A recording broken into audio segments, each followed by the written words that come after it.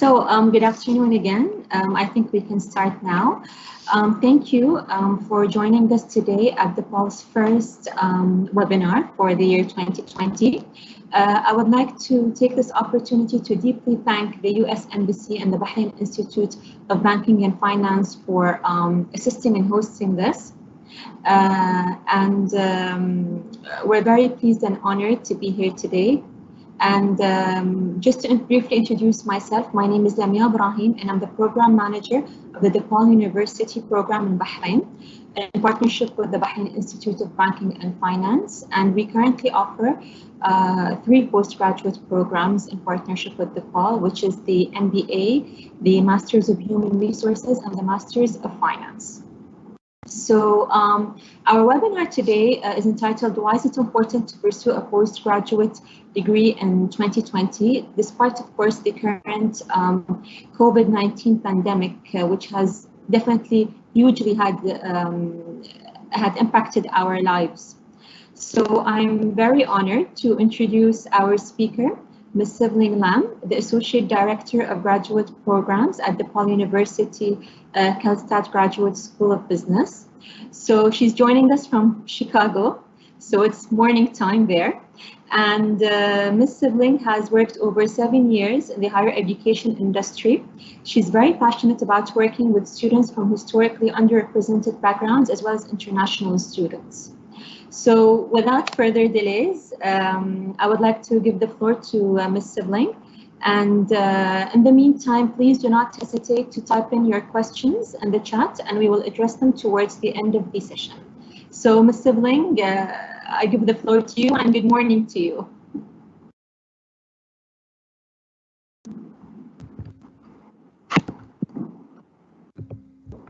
Good morning. Thank you so much, Lamia. As Lamia mentioned, it is morning in Chicago here, so good morning from Chicago and good afternoon in Bahrain. Again, my name is Sibling Lam, and I am an Associate Director for the graduate programs at the Charles H. Kalstad Graduate School of Business. I want to take this time to thank each of you for attending today's session, and also special thanks to Lamia and Hania for all of your efforts in coordinating this. We really do appreciate this partnership. As we go through this presentation, first, I hope that you will find the research and data that I dug into and discovered as interesting as I did. And I also invite you to submit any questions that you have throughout the presentation in the chat box. So towards the end of the presentation, Lamia and myself, we will be happy to answer any questions, particularly about any of the 3 programs in partnership with Bahrain and DePaul that Lamia also previously mentioned. So on that note, today's topic is, why is it important to pursue a postgraduate degree in 2020, and especially regardless of the economic situation after COVID-19? Of course, the global pandemic is impacting all citizens of the world right now. And so today I want to talk about the utility of a graduate degree regardless of the situation. To really dissect this topic, there are basically 3 areas that we will discuss a little bit more in detail. First, I'm going to share my own personal journey and perspective and my reasons for pursuing a post-bachelor's degree. I think our personal histories are very important. You know, it's great to lean on employment statistics and data, which we'll go into a little bit more, but our stories mean a lot. And so our personal motivations are something that we should critically examine in pursuit of further education. I also hope that my sharing my personal story will help you to get to know me a little bit better and to provide further insight and context in my journey and some food for thought for you as well. Next, we will dive into one of my favorite topics, graduate student development theory. This is basically what I studied when I was a master's student in the US. And so we'll talk about more in terms of the benefits of a graduate education and how it impacts you on the individual level. Third, we'll look at some current research and trends in terms of labor and employment statistics to really discuss the economic utility of a graduate degree. And then we'll kind of close the circle a little bit and connect the dots in terms of how this relates to you and opportunities for you to pursue a post-bachelor's degree at DePaul University. So first, a personal perspective. So there are many reasons why an individual may be interested in pursuing a post-bachelor's degree. For me, there were multiple factors that played that had to do a lot with my identity and my personal background. Instead of me just kind of speaking out large about what that meant to me, I thought it would be interesting to share a rather personal artifact from my graduate application experience. And so on this next slide, this is actually an excerpt from my personal essay that I submitted when I was applying to graduate schools a couple years ago. I won't betray my age.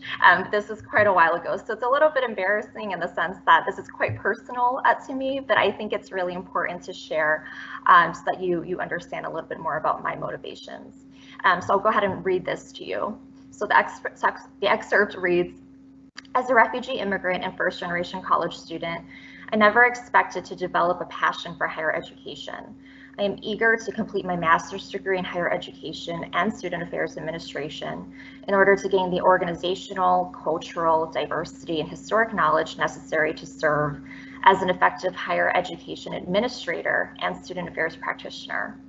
My learning objectives for this program are to build my network with current and aspiring higher education professionals, to learn and hone tools for future research and study, and to acquire practical experience through the practicum course. Ultimately, a graduate degree from, and this is where I listed the name of the institution, will provide me with a platform to educate students and future leaders of tomorrow. I believe that by investing in the education of our students today, I will be able to directly contribute to positive and real social change for tomorrow. So you'll see that in this, fairly simple 2-paragraph excerpt, my motivations for pursuing a graduate degree, so my post-bachelor's degree, it's quite personal, but there are also some real economic returns that I was looking for, as well as some growth in terms of my own personal and professional development. So when we analyze this statement a little bit more specifically, you'll see that I highlighted some key terms or phrases in red. And so first and foremost, I do identify as a refugee immigrant. My parents immigrated over to the US in the late 80s, and I am a first-generation college student. And so the importance of pursuing not only a bachelor's, but a post-bachelor's degree was really monumental in my family. I'm actually the first person in my family to receive a master's degree. And so that achievement in itself is something that we're really proud of. From a cultural standpoint, I identify as somebody from an East and Southeast Asian background. And education is very important to my community. And so there are definitely cultural influences and factors at play that help influence my motivations. When looking at learning outcomes that I wanted to achieve in my graduate programs, I recognized that with a bachelor's degree alone, I didn't quite have the tools or skills that I needed in order to be a successful or effective higher educational practitioner. And so I was looking for opportunities to understand the organization of higher education in the US. Part of that is understanding the American education system, and also to develop the very critical cultural diversity, multicultural competency skills that is really important, since at universities we would have to work with students from all backgrounds, all faiths, all identities, and so it's really important to have that multicultural competency. I was also really excited to apply to graduate school because I recognized the opportunity to develop a professional network. So I joined a program that was a cohorted program that allowed me to take classes with the same group of students over the course of 2 years. And because I was in the class with them pretty much every day throughout those 2 years, I built really great friendships. And so, towards the end of my graduate program, when we were searching for jobs, and even now, my classmates and I, we continue to maintain a really healthy professional type of relationship.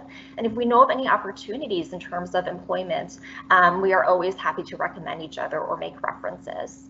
And then finally, what I was seeking for when I was applying to graduate school and to engage in that experience was to acquire real practical experience. So this may be true for your program, but some programs do require you to complete a practicum component or internship component. That is a great way to connect with future and prospective employers and also build your skill sets while you're in school, so that once you graduate, your resume already demonstrates relevant experience, and that can really give you a leg up in terms of the job market and your prospects afterwards.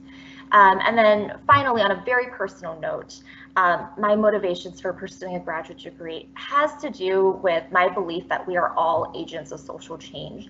And whatever that looks like for you, graduate education is a way for you to receive the credentials that are necessary so that you have a seat at the table. It's also a way for you to expand your network, get to know more people, and really enlarge your circle of influence. And so you'll see that there are multi-prongs that are discussed in this statement, but hopefully that'll give you some more context as to at least my motivations for pursuing graduate school. So this next slide, I mentioned the group of students who I was in class with every day, pretty much for 2 years. So these are my cohort mates. You'll see that we are a pretty happy, smiling group of students. I circled myself in red because there's a sea of people and I wanted to make sure that I stood out. I continue to be really good friends with these folks. So whenever I see this photo, it always brings a great smile to my face. And I am optimistic that you will have great positive relationships as well when you pursue your graduate studies. Okay, so digging into the subtopic of graduate student development, there are basically a couple of areas that we will further investigate. So student development theory, it really encompasses a student's holistic or overall development. We'll discuss cognitive development, which is pretty self-explanatory. It's essentially your mental maturity and thought processes. Interpersonal development, which pertains to your internal growth and sort of like how you see and navigate the world. And then we'll finally talk about graduate education and how it influences your interpersonal development or your relationship between other people or social relationships at large. So in context of cognitive development, a lot of student development theory has observed this shift from students who at the bachelor stage are primarily consumers of knowledge to becoming producers of knowledge when they're actually graduate students. So what that means is by the end of your program, you should be able to achieve a level of critical thinking that expands on your ability to simply consume knowledge, a level of independence so that you're able to utilize tools and research that you've acquired throughout the course of your graduate program to actually start to develop your own, and then finally being a producer of knowledge. And so when you think about this in context of the classroom, in terms of this shift from the consumer to a producer of knowledge, graduate students, instead of just reading the textbook and absorbing the information, they really become sort of co-constructors of knowledge in the classroom. Many graduate students will actually engage in research. So you might read an article and be really inspired, and then you may want to go out and interview or do some qualitative analysis, some surveys in order to further expand and dive into that particular area of research. Many graduate students too will teach classes, and so that's a really great way for you to further flex that critical thinking, disseminate that knowledge, and also challenge and pose students at the undergraduate level to really reflect and apply those tools. Of course, graduate research is a really excellent example of graduate students becoming producers of knowledge. You are literally synthesizing and analyzing information, conducting real experiments, and writing papers and analyses in order to contribute to the greater literature. So a good way to sort of like sum this up is at the graduate level, rather than simply making yourself familiar or knowledgeable about the content, you're actually taking it a step further and actually making some contributions or leaning more towards on the application of what you're learning in the classroom. Especially in the graduate business space, this is really critical. At DePaul, we pride ourselves on our very applied business school curriculum. So what you're learning in the classroom are topics that are relevant to today's current workplace. So like the issues that you will discuss in your case studies or in your group discussions or in your lectures, they are likely issues that you have confronted in your day-to-day life. So these are real problems. And rather than just leaning on the theoretical knowledge of hypothetical situations, you are actually tasked and charged in your assignments to produce real and viable solutions as to how you might handle that. And so I think just from a professional development standpoint, that's huge in terms of what you can apply in your workplace immediately. In terms of interpersonal development, this area, it's pretty multifaceted. So again, interpersonal development pertains to your development of your internal self. And so when you are in graduate school, again, because there's this shift in your mental processes from simply consuming or making yourself familiar with the content that's presented to you, you start to really critically analyze, how does this relate to me? How does this relate to the problems that I am seeing in the workplace or things that I have experienced myself? And so when you are consuming these texts and trying to make connections with the real world and your experiences, there is this really, what I think, beautiful development in terms of your own interpersonal knowledge and this critical analysis of your value system, your belief system, your own identity. Many times we're able to explore areas and topics of power and privilege in terms of our personal and professional roles and how that relates and plays with others. And so in terms of just like our overall sense of self and how we see ourselves in the world, graduate education provides that environment for you to kind of test that and expose yourself to real questions that will help you to further interrogate that. The last area of this first topic would be interpersonal development. I initially mentioned that interpersonal development pertains to sort of like your social dynamics or your relationship with others. In terms of my personal graduate experience, this was huge for me. I went to graduate school in Bloomington, Indiana, which is a pretty rural college town. And I was one of the only students of color. My cohort was predominantly white. And so for me, that was actually my first time being in an environment where I felt very much like the minority, although I am seen, as part of an underrepresented group in terms of the global context in the US. And so that was a great way for me too, to understand just like how I related to people who didn't look like me and how to communicate with people from diverse perspectives and styles of communication. And so there's a great area of growth and opportunity for that. The beauty of a lot of college environments is it's very much a microcosm of larger society. And so when you are on campus, whether it's in a physical or virtual space, sometimes your peers look like you, but for the most part, they typically don't. And so that opportunity to connect with a large and diverse group of colleagues and students, it's actually quite a privilege in terms of your learning opportunity, so that you're able to not only expand your network, but also to learn about different people from different backgrounds. In a more practical sense, and in a more structured sense, graduate programs will oftentimes have you conduct presentations, attend networking sessions, engage in practicum or internship experiences. And there is a level, especially in graduate business schools, for you to have to collaborate with your peers in terms of group assignments. And so these opportunities to engage socially with your peers allow you to really hone and practice your transferable and marketable communication skills as well, which will set you up for great success, regardless if that's in your personal life or in your professional life. And so I definitely think from an interpersonal standpoint, the benefits of a graduate education are huge. All right, so the next area that we will examine is placement in power, or in other words, the social economics of a graduate degree.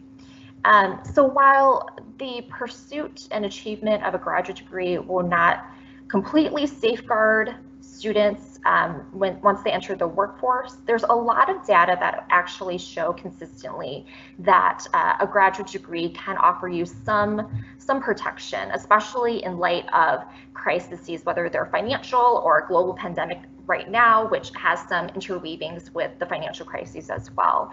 But this is an area that I find really fascinating because I think it's important to know what the data says and to have that inform our decisions as consumers. So the two sources that I relied on in order to assess this data collection piece. So the first source is the U.S. Bureau of Labor Statistics, which is a government-owned sort of consortium that gathers on an annual basis our employment and labor statistics. And then second is the NACE, which is the National Association of Colleges and Employers. And they are the leading source of information on college graduate employment and placement data. And they are also known for their really beautiful charts and summaries that forecast hiring trends and salaries in the marketplace. So if you are curious about digging a little bit more deeply into these data sets, I encourage you to visit bls.gov for the Bureau of Labor Statistics and naceweb.org. They both have really helpful charts that summarize the data in a very digestible and easy way. So before we examine the current unemployment trends right now in the context of the current coronavirus global pandemic, I thought it would be helpful for you to look at some data from 2018 so that you can relate the current data to a time when the economy was a little bit more stable. So when you look at this chart towards the end of that year, the unemployment rate in the US was approximately 6 million. And in terms of students who received a bachelor's degree or higher, this was around 2.1. And so as you look at this second half of the chart where it says unemployment rates, as you look at students in terms of how they're categorized for their level of education attainment, the level of unemployment decreases because of that correlation with the education achievement levels. The BLS, unfortunately, they do not disaggregate the data at the level of bachelor's versus graduate. And so the line that we will be referring to would be that category that encompasses both, so bachelor's degree and higher. So you'll see that significantly, people who are in the workforce with a bachelor's degree or higher, which includes graduate degrees, tend to have lower unemployment rates. And so that has great implications for the economic utility of a graduate degree. So when I was looking at the current trends that relates to today, I felt a little bit cynical and thought, I don't know if a graduate degree will truly buffer, safeguard people from further unemployment, just because the crises, it's impacting people at such devastating rates. But it's actually very fascinating. So in spite of a global pandemic, you will see that the unemployment rate it's very sad right now in the U.S. So over 20.9 million people are unemployed, which translates into an unemployment rate of about 13%. However, the data still correlates with the previous 2018 data.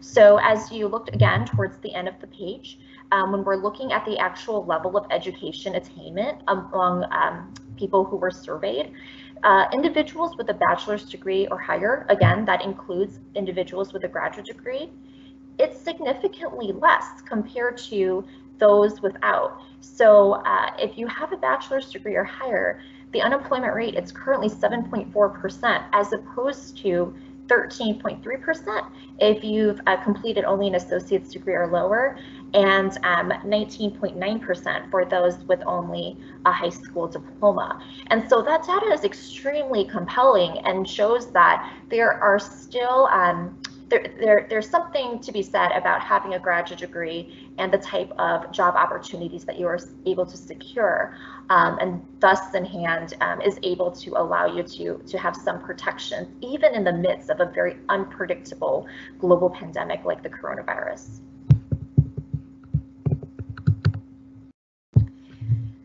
Again, so this is just a little bit more of a deeper dive into that previous data set.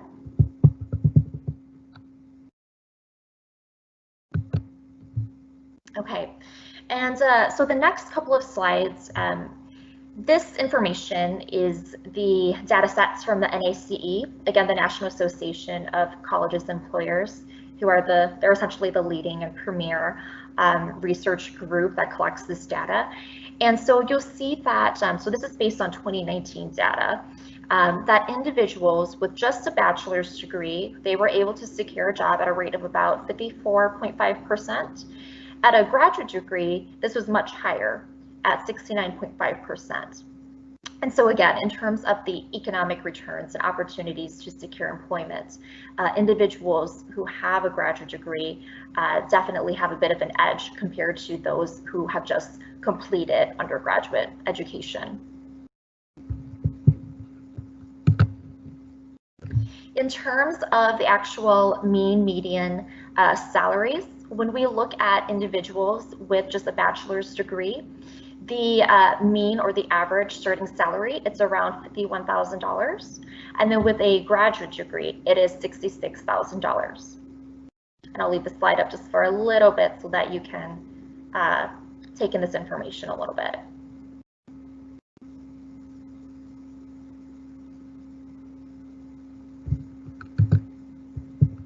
So the NACE did it best in terms of summing up the economic returns for an individual with a graduate degree versus a bachelor's degree. And that's really an improvement of 35.6% in terms of the returns when focusing on the median salary.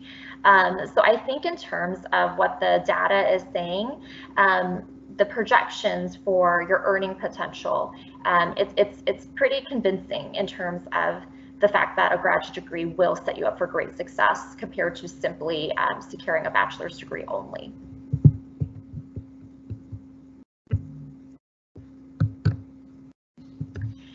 And then one of the final pieces of data that I wanted to highlight today, and this is mostly in context of DePaul, but I thought this was very interesting. So for students who graduated from a graduate degree program from an institution that is categorized as a private not-for-profit school, there's actually even more of an edge. And so the mean starting salary for graduates from a private not-for-profit school, such as DePaul University in Chicago, Illinois, it's $72,993, so almost $73,000. When you compare this to public institutions, such as the large land-granted institutions across the United States that you might be familiar with, the average starting salary is actually less for these institutions. And so when I look at this data set, I think it's really interesting. And if I were in the position to if I was going back in time essentially and wanted to apply to graduate schools, I think that this would compel me to apply to more private schools, just because there's great data that indicates that post-graduation, my earning potential is significantly higher than if I attended a public institution. So I thought this was very interesting and wanted to share this.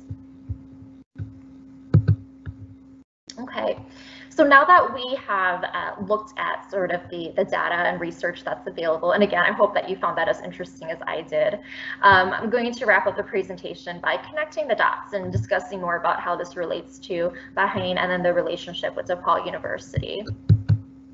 So at DePaul University, in partnership with Bahrain, we are offering 3 different master's programs. Again, I work in the graduate programs office. And so if you have any questions about the application process or our curriculum, I'm happy to answer your questions, so feel free to reach out. Manya is also an excellent resource, and so I hope you do not hesitate to reach out to her later. In terms of the MBA, this program would require you to complete 15 courses, which equals 60 credit hours total. And so you would be taking a variety of courses that pull from different areas in business, such as finance, marketing, economics, management, and so forth, in order to have the ability to pursue a really well-rounded graduate education. Our finance program, on the other hand, and our human resources programs, on the other hand, they're a little bit shorter at 48 credit hours, and they range between 11 to 12 classes. So again, if you have any additional questions or if you're interested in pursuing these programs, please do not hesitate to reach out to Lamia. And finally, here's our contact information. If you haven't emailed BIBF@DePaul.edu, I hope that you do so. And then if you have any additional questions following this presentation, whether that's regarding the content that I discussed today or the programs that I mentioned, please do not hesitate to email me at s.lam@depaul.edu. Thank you so much.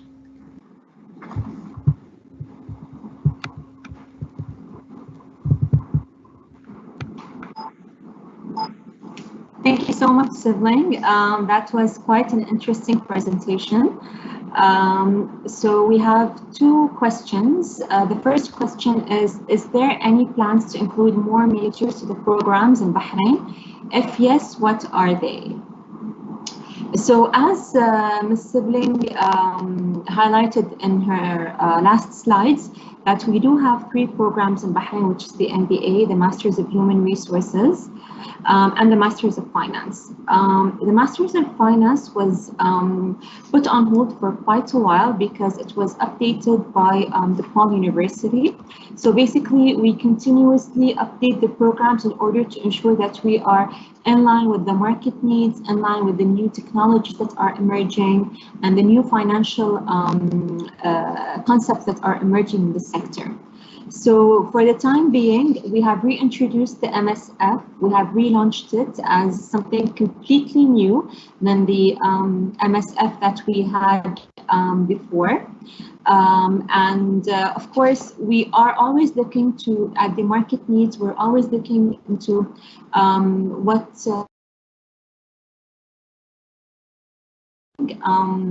we're still studying that.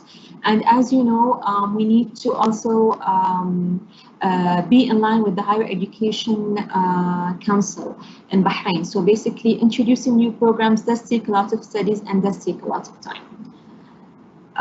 So the second question is, what will be the way of teaching under the current circumstances? It's going to be online. Yes, it will be online.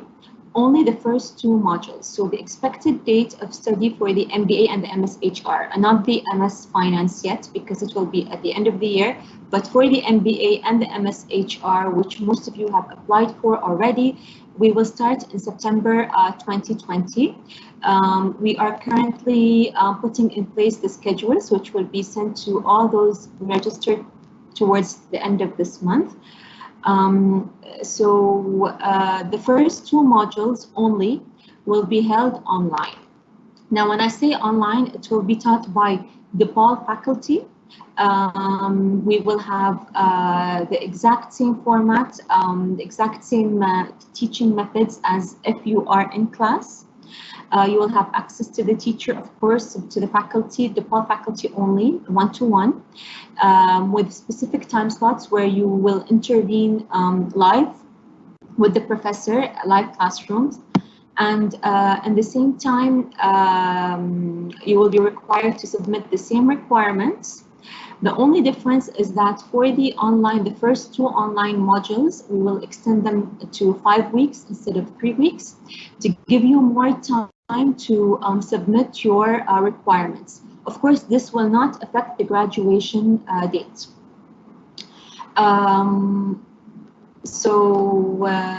After the 2 modules are done, we will resume to faculty, DePaul faculty, flying into Bahrain from Chicago, as we have always done with all the programs that we had before, because our programs are taught 100% by DePaul faculty only to fly into Bahrain. But under the circumstances, the first 2 modules will be held online. So the third question that's all related to DePaul Bahrain is, when is the expected start for all the programs? So basically, as I noted in my previous answer, is that the starting date, for the MBA and the Masters of Human Resources will be in September 2020. We still don't have the exact date because we're still working on the new schedules, which we had to change due to the COVID-19 situation. So once we, for all those who are already registered, already sent their application, we will send you the full schedule for the next 2 years in July, of course.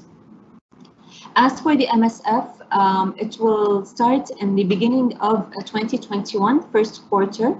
And of course, we will also be sending all those who have applied the schedule, the updated schedules.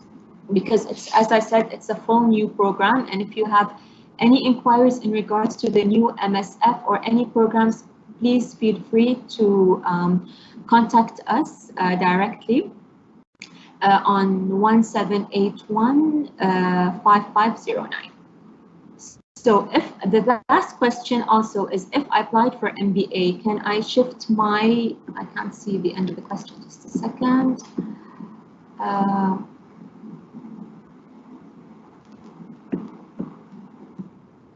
I shift my application to MS Finance? Yes, you can shift your application to MS Finance, but the MS Finance is different than the MBA and the MS HR because we have certain requirements that you need to fulfill in regards to your undergraduate degree grades and GPA. So basically, if you want to know more, you can contact me directly on my email, Lamya, LAMYA @BIBF.com, or as I said on my number 1781-5509. Yes, you can, but you have to resubmit only a new application. But you have to fulfill the requirements as well of the MSF because they're different.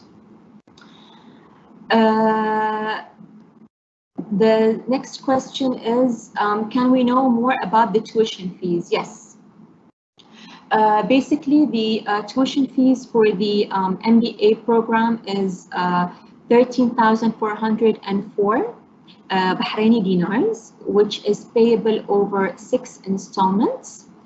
Each installment will be paid per quarter over a period of 2 years, and the amount would be for each installment 2,234 Bahraini dinars. As for the Masters of HR, the full cost is 9,400 Bahraini dinars over 4 installments. So each installment will be around 2,350 Bahraini dinars. Also payable each quarter over the full period of studies, which is around 1 year and a half. As for the Masters of Finance, the full tuition fee is 9,500 Bahraini dinars, also paid over 4 installments. Each installment will be around 2,375 Bahraini dinars over the period of 1 year and a half as well. So each quarter you have to pay 1 installment. There is a non-refundable registration fee across all the programs, whether you join or you don't join, which is 60 Bahraini dinars.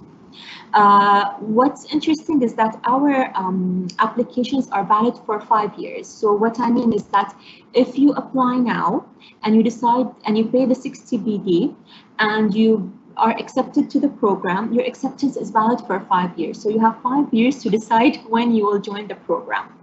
Once you decide to rejoin, you don't need to submit anything. You don't need to pay anything other than an updated CV and an updated application form, just for us to have your updated personal information. So, are there any statistics on employment rates in terms of Bahrain? Yes, we do have statistics on employment rates, but I'd like to point out that the majority of our targeted audience are already employed. Of course, we do help in placements as well because, as you know, the Bahrain Institute of Banking and Finance is under the Central Bank of Bahrain. So basically, we deal with a lot of financial institutions. So they reach out for us when they have vacancies that are looking for specific criteria of postgraduate students. So we send in a lot of vacancies to our students, and we help them in placement if they want to change jobs. So basically, the Next question is, when is the end date of registration for MSHR?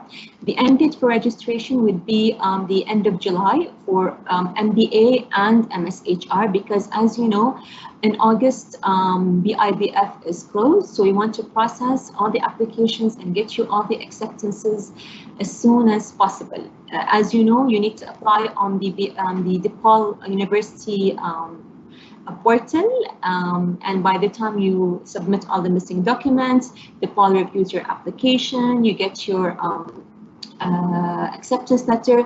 All this process takes time. So the sooner you apply, the sooner we can get back to you, and the sooner we can give you the response. Because as I said, the DePaul University program is 100% DePaul University admissions. So when you apply to DePaul University at BIBF, you are applying to Chicago.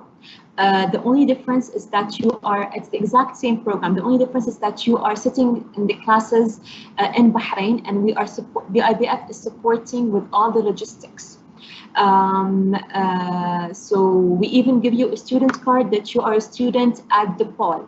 So you are treated the same as DePaul students. As I said, the only difference is that it will be hosted in the Kingdom of Bahrain at BIBF classes. So I have a question from Saleh. When will we get the response for our application? I'm not quite sure when you applied and if there's anything missing from your application. But if your application is full, then you should be receiving a response in around 2 weeks.